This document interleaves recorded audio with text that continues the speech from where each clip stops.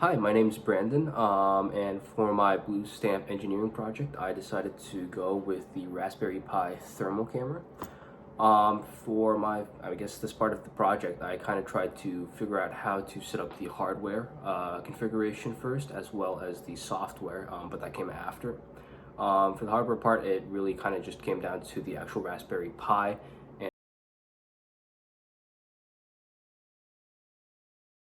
And then I had to basically bridge the connection with a breadboard because they were different types of pin headers. Once that was done, I then used an SSH terminal or a client to kind of download a few different packages, do some kind of prerequisite setup with different software. And once that was done, I created a virtual machine and ran the actual run file for the camera in the VNC viewer, or the Raspberry Pi's own own terminal.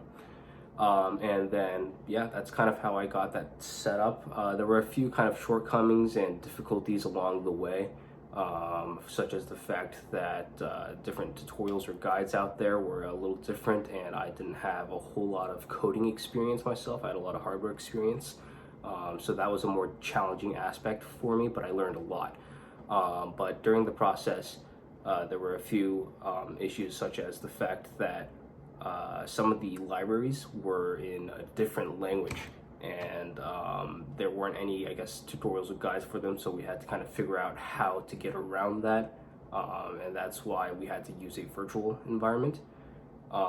And yeah, but as of now, it's currently working, and I guess the next part of my project I haven't totally figured out yet, but once I do, I think it'll probably have to do with something with increasing the practicality of it. And yeah, thank you.